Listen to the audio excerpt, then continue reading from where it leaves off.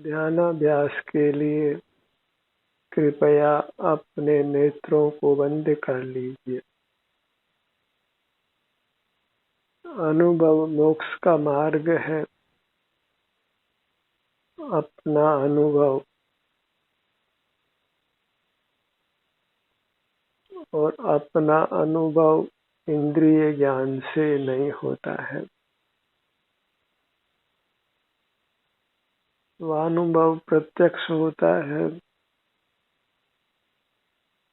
अंतर्मुख होने से होता है और इंद्रियां बहिर्मुख हैं। इसलिए मोक्ष मार्ग के लिए इंद्रिय ज्ञान का निरोध कीजिए। नेत्रों को बंद रखिए। खुली इंद्रियों से ही हम बाहर में प्रवृत्ति करते हैं। इसलिए इंद्रियों का निरोध करने पर बाह्य प्रवृत्ति भी मिट जाती है। तो इंद्रिय ज्ञान और बाह्य प्रवृत्ति के मिटने पर स्वानुभव स्वतः होता है।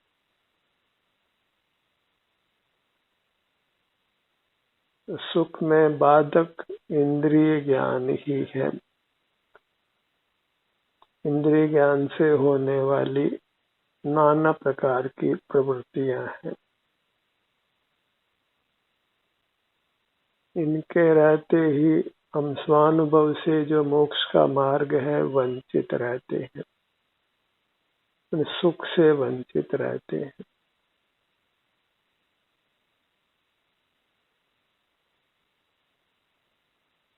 इंद्रिय ज्ञान मूर्त इंद्रियों की पराधीनता से होता है और पराधीनता ही संसार मार्ग है, दुख का मार्ग है। जितना बाहर का जानना है, जितनी बाहर की प्रवृत्ति है, वह सब मूर्त काया की सहाय से होती है, पराधीनता से होती है। इसलिए सब इंद्रिय ज्ञान और सब बाह्य प्रवृत्ति स्वानुभव रूप सुख के मार्ग में बाधक है। और जब सुख का मार्ग नहीं ग्रहण करते तो फिर दुख के मार्ग में चलना होता है। तो इंद्रिय ज्ञान और बाह्य प्रवृत्तियां सब दुख का मार्ग है।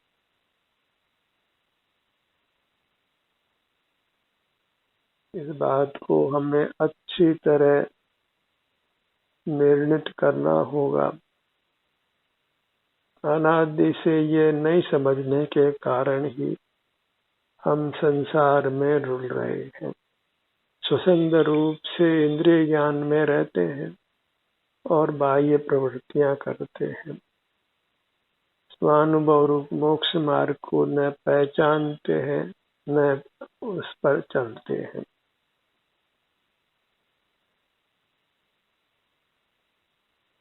अपना मुख अपनी ओर कीजिए। अत्यंत स्वाधीनता से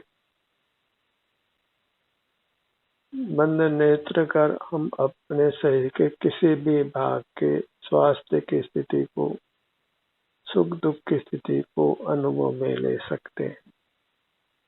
जो अनुभव मोक्ष मार्ग है, सुखी होने का मार्ग है। इसमें किंचित भी पराधीनता नहीं है।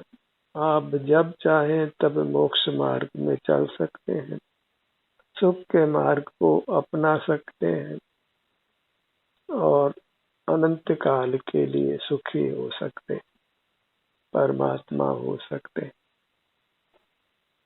नर से नारायण होने का उपाय अपने सन्मुख होना है। बाह्य ज्ञान और बाह्य प्रवृत्तियों को छोड़ना है। तो हम दोनों ही बातें कही जाएगी कि स्वानुभव कीजिए या इंद्रिय ज्ञान का निरोध कीजिए, बाह्य प्रवृत्तियों का निरोध कीजिए।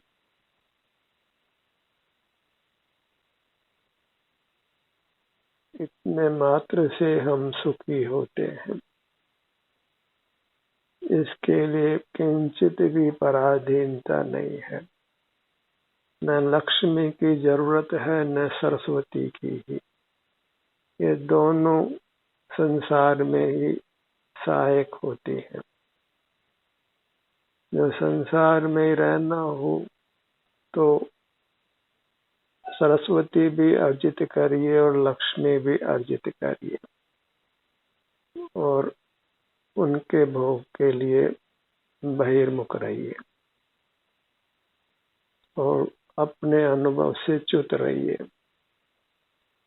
संसार में नाना विषय सुख नाना दुखों को भोगिए और विषय सुख तो अल्पकाल का है और दुख दीर्घ काल का है और विषय सुख भी आकुलता सहित है क्योंकि पराधीन है और पराधीन सपने सुख नाही। परतंत्रता को लोक में भी अच्छा नहीं माना जाता है और स्वाधीनता को हर्षोल्लास से मनाया जाता है।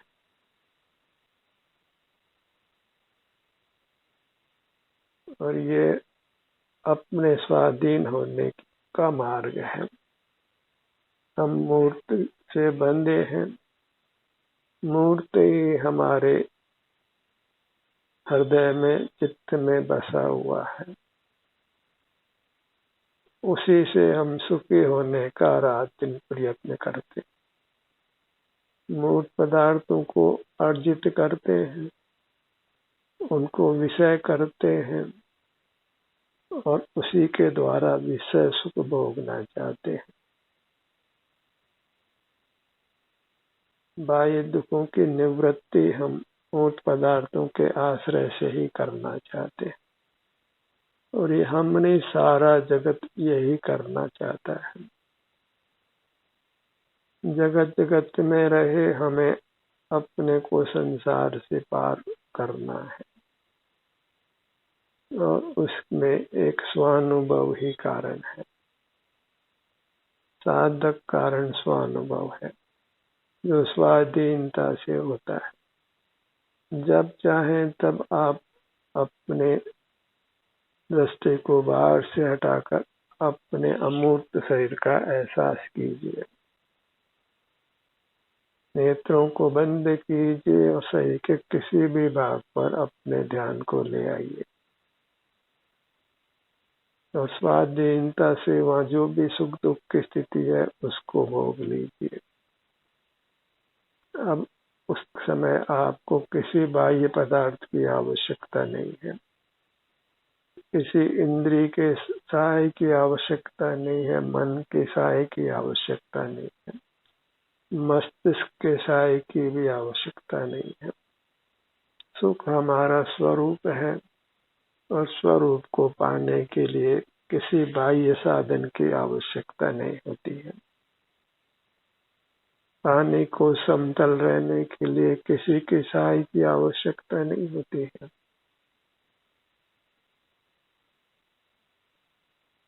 हवा तिर्यक बहती है तो उसके भाव के लिए उसको किसी की आवश्यकता नहीं है।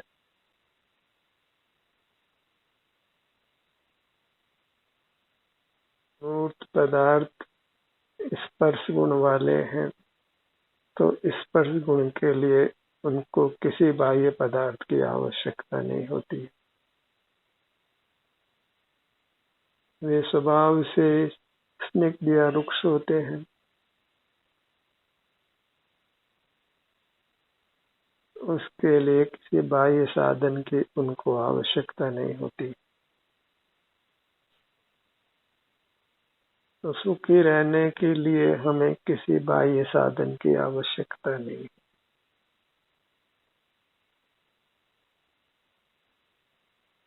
अर्थ की आवश्यकता नहीं है और बाह्य पदार्थों के ज्ञान की भी आवश्यकता नहीं। आवश्यकता है तो स्वयं अपनी है, अपने को ही दृष्टि में लेना है और जब बाहर से दृष्टि हटाते हैं या बहिर्मुख नहीं रहते हैं तो स्वतः ही आत्मदृष्टि बन जाती है। स्वतः ही शांति होने लगती है।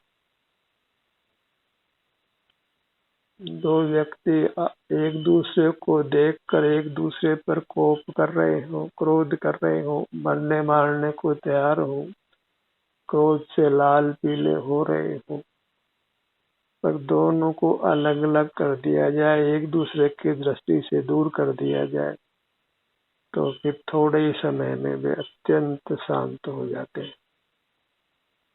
ऐसे ही हम अपने को बाह्य जगत से हटा लें तो अत्यंत शांत हो जाते हैं, वीतराग हो जाते हैं, शांति का अनुभव करने लगते हैं, सुख का अनुभव करने लगते हैं, और अस्वस्थ भी हैं तो स्वस्थ होने लगते हैं। सब शारीरिक, मानसिक, औपाधिक दुखों से दूर होने लगते हैं। ध्यान एक मोक्ष का मार्ग है, परमात्मा होने का मार्ग है, जन्म मरण से मुक्त होने का मार्ग है, अनंत काल के लिए सुखी होने का मार्ग है। बाहर के छोटे मोटे सुख के लिए हम यत्न करते हैं और अनंत काल के लिए जिससे सुख होता है उस ध्यान के लिए हम यत्न नहीं करते। बाहर के कार्य तो पराधीनता से होते हैं और ये मोक्ष मार्ग तो अत्यंत स्वाधीनता से होता है। अपने ध्यान को हम शरीर के किसी भी भाग पर लाएं तो उसमें किसी की सहाय की आवश्यकता नहीं होती। नेत्रों को बंद करने के लिए किसी सहायता की आवश्यकता नहीं होती है। मौन रहने के लिए किसी की सहायता की आवश्यकता नहीं होती है। निष्कंप रहने के लिए किसी की सहायता की आवश्यकता नहीं होती है। अपने शरीर में जो भी वेदना या आराम की स्थिति है उसका अनुभव करने के लिए किसी इंद्रिय की, मन मस्तिष्क की या बाह्य साधन की आवश्यकता नहीं होती है। तो मोक्ष मार्ग अत्यंत स्वाधीन है और अत्यंत सुख रूप है। आत्मनिधि को जो सुख है उसके भोगने रूप है। और कोई व्यक्ति सुखी है तो फिर और कुछ भी चाहता नहीं है। मोही प्राणी भी विषयों को चाहते हैं तो सुख के लिए ही चाहते हैं, पर उनके लिए विषय सुख ही सुख है जो वास्तविक सुख नहीं है। वह कदाचित अल्पकाल के लिए एक दुख की निवृत्ति मात्र है, सुख के अनुभव रूप नहीं है। सुख का अनुभव तो अपने से युक्त होने से ही होता है, और अपने से युक्त होने के लिए बाहर से मुक्त होना होता है। बाहर के पदार्थों को पकड़कर हम अपना अनुभव नहीं कर सकते। इसीलिए परिग्रह त्याग की बात कही जाती है। तज उद्गल ग्रह जीव बस शीघ्र लहो कल्याण। मूर्त के आलंबन से ही संसार यात्रा होती है, और जब मूर्त का आलंबन नहीं लेते तो स्वतः ही अमूर्त का आलंबन होता है, और अमूर्त का आलंबन ही सुख रूप होता है। जो अमूर्त है वही सुख स्वभावी है, और जो मूर्त है वह सुख स्वभावी नहीं है। मूर्त पदार्थ ही ज्ञान के द्वारा जाने जाते हैं। तो ज्ञान जो मूर्त पदार्थों को जानता है उसका दूसरा नाम इंद्रिय ज्ञान है, और उससे कदाचित इंद्रिय सुख होता है, और वह अंत में विरस होता है, दुख का कारण होता है। इसलिए इंद्रिय ज्ञान और इंद्रिय सुख को छोड़कर अपने पास आना है, अंतर्मुख होना है। स्वावलंबी होना है। सिर से पांव तक यही हमारा पदार्थ है, हमारा घर है, हमारा देश है, जिसको मूर्त की परतंत्रता से मुक्त करना है। हम चेतन है और अचेतन ही हमारे पर राज कर रहा है। हम अपने मूल्य को तो नहीं जानते, पर मूर्त पदार्थों के मूल्य को अवश्य जानते हैं। कौन वस्तु कितने रुपए में मिलती है यह तो हम जानते हैं, पर आप स्वानुभव से ही मिलता है ये हम नहीं जानते। और ये जानते होते तो संसार में नहीं होते। इस अशुचि काया से बंद कर नहीं जीते। और जहाँ अशुचि काया संग में है तो फिर शारीरिक व्याधि भी है, मानसिक व्याधि भी है, औपाधिक व्याधि भी है। नाना प्रकार के दुख रहते हैं जिनको वचनों से नहीं कहा जा सकता है। अन्य जीवों के दुखों को देखकर ही पहचान लीजिए कि संसार कितना भयावह है।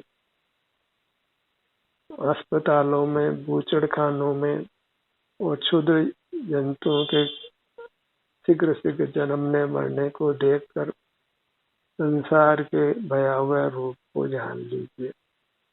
और बहिर्मुखता ही संसार है, इंद्रिय ज्ञान ही संसार है। बहिर्मुखता में, इंद्रिय ज्ञान में ही हम अपने सुख स्वाभाविक काया से विमुख रहते हैं, स्वानुभव से विमुख रहते हैं, मोक्ष मार्ग से दूर रहते हैं। धर्म के नाम पर हम नाना क्रिया कांड करने को तैयार रहते हैं। कोई मंदिर जाता है, कोई तीर्थ जाता है, कोई मंत्र जाप करता है, कोई दया दान आदि करता है। नाना प्रकार से बहिर्मुख रहकर, इंद्रिय ज्ञान में ही रहकर, बाह्य पदार्थों का आलंबन कर ही अपने को धर्मात्मा मानता है कि मैंने धर्म किया। किसी परमात्मा के संबंध में मानसिक कल्पना करके उसी का नाम जपता हुआ अपने को धर्मात्मा मानता है। पर के अवलंबन में, परावलंबन में ही धर्म मानता है। जिस परमात्मा की ये श्रद्धा आराधना करता है वह पर है ये भी जानता नहीं है। और पर है तो वहाँ सुख नहीं है, वहाँ परावलंबन है, पराधीनता है। और पराधीनता वह संसार मार्ग है, मोक्ष मार्ग नहीं है। तो परमात्मा की भक्ति तो करना है, पर वह परमात्मा अंतरंग में आप स्वयं है। हम उसी परमात्मा की आराधना को भूले हैं। भगवंत भजन क्यों भूला रे, स्वार्थ साधे पांच पांव तू परमारथ को लूला रे। जो परम पदार्थ, जो अपने अमूर्त काया है, हम उसी को भूले हुए हैं। और परमूर्त पदार्थ है, उन्हीं को पाने के लिए दिन रात एक कर देते हैं। विषय सुख के लिए पांच पांव बनाते हैं और अनुभव के लिए किंचित भी प्रयास नहीं करते हैं, प्रयत्न नहीं करते हैं। बाहर रहने को अपना जीवन मानते हैं। इससे भिन्न कोई जीवन होता है जो अमृत रूप है, आनंद रूप है, उसको नहीं पहचानते हैं।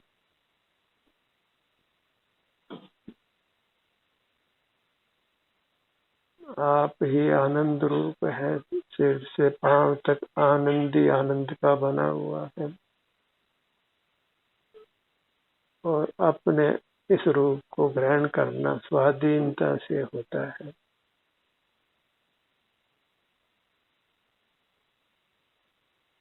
जहाँ भी आप हो, जिस भी मूर्त काया के संग आप हैं, वही आप अंतर्दृष्टि करके अपना अनुभव कर सकते हैं, अपने को लक्ष्य में ले सकते हैं। जब जागो तब सवेरा है। जब भी सुख की कामना हो, दुखों से मुक्त होना चाहते हैं, जब भी संसार से थकावट हुई हो, दुख भाषित हुआ हो, दुख के वेदन में आए हो, तो फिर उससे मुक्त होने के लिए नेत्रों को बंद कर अपना ध्यान अपने चिन्ह मुहूर्त पर ले आइए, अपने आप पर ले आइए। सिर से पांव तक ये मैं हूँ, ऐसा बंद नेत्रों से भी भाषित होता है।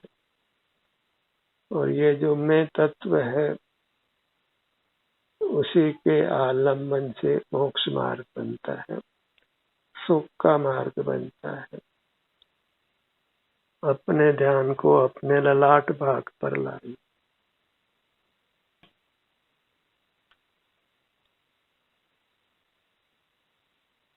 क्योंकि हम परमात्मा रूप हैं, भले ही हम अभी वर्तमान में मूर्त के संबंध से मनुष्य हैं, पर वह हमारा स्वाभाविक रूप नहीं है।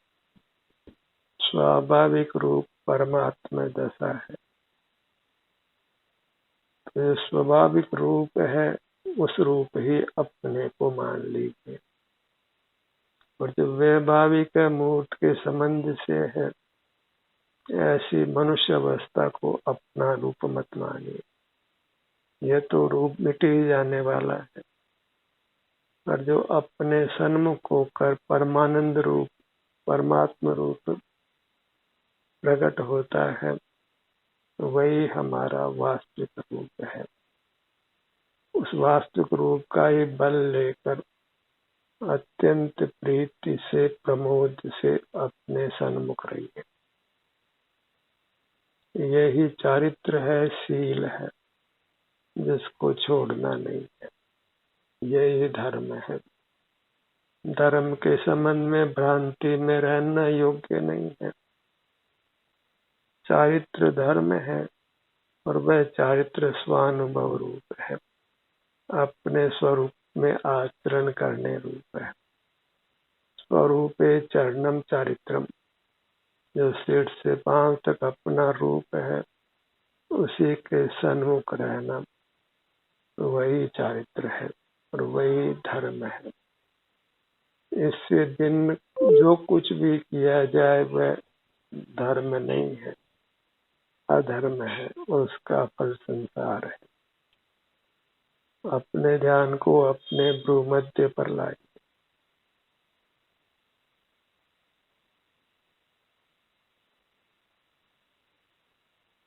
कोई स्थान स्पष्टता से भाषित नहीं होता हो, तो भी अस्पष्ट रूप से ही अपने ध्यान को अपने उस भाग पर लाइए।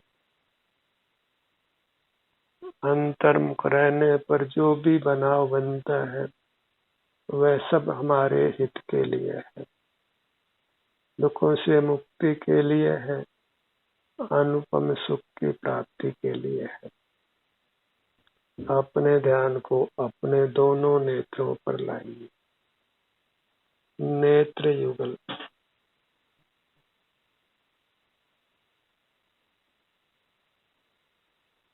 श्रवण युगल अपने दोनों कानों पर आए।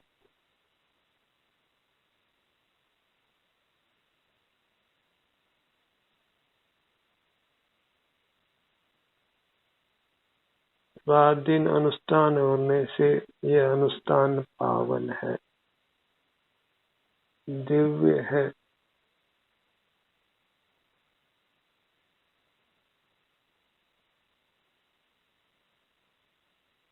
अपने ध्यान को अपने नासिका भाग पर लाइए।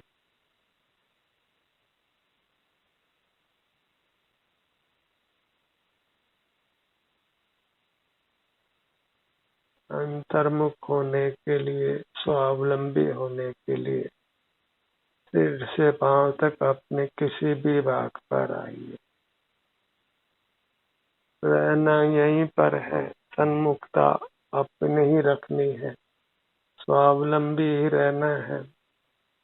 तो इस सिर से पांव तक यहीं विचरण करते हुए रहिए। अपने घर में विचरण करने के लिए आप स्वतंत्र होते हैं, तो हमारा वास्तविक घर तो अपने सिर से पांव तक है। यही विचरण कीजिए।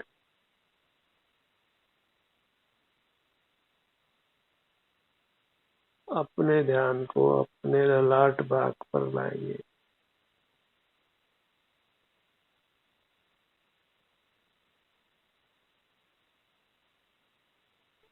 अब अपने मध्य भाग पर, नाभि स्थान पर आइए। बस अपने ध्यान को अपने किसी भी भाग पर ले आना है। इतना सा ही मोक्ष का पुरुषार्थ है। हम बड़े बड़े उद्यम कर लेते हैं, काफी श्रमशील और कभी काफी जोखिमता रूप अनुष्ठान भी हम करते हैं, और अपने ध्यान को अपने शरीर के किसी भी भाग पर लाने में हम प्रमाद करते हैं या उसको जानते ही नहीं है। ये परमात्मा होने का मार्ग है। अपने ही कतिपय प्रदेशों से अपना अवलंबन लेना। अपना मध्य भाग, नाभि का स्थान,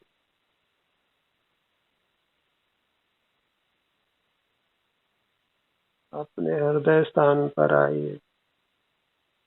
सीने के मध्य से जुड़िए।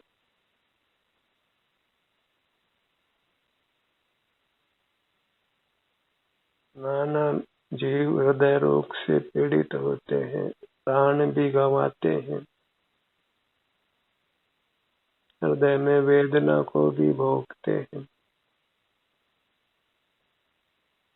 पर स्वतः ही अपनी ही प्रेरणा से अपने ध्यान को अपने हृदय स्थान पर लाते नहीं है। और वेदना होती है तो फिर बलजोरी से ही, बलात् ही हमारा ध्यान वहाँ जाता है, पर वह एक अच्छी स्थिति नहीं है।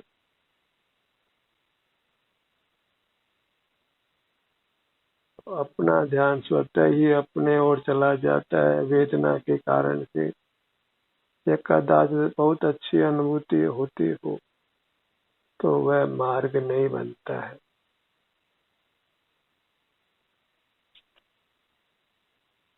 निज काल पाए बुद्धि झरना, तासो निज कार्य न सरना। तप करि जो कर्म खिपावे, सो ही शिव सुख दर्शावे।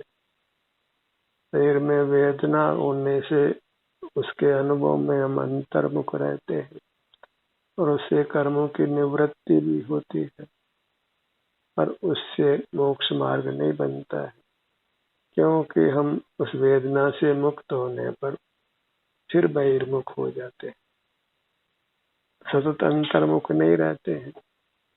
सतत अंतर्मुख तो तभी रह सकते हैं जब हम वेदना और आराम में संभाव रखते हैं। दोनों में कोई भी स्थिति हो, हम उसके ही सन्मुख रहते हैं।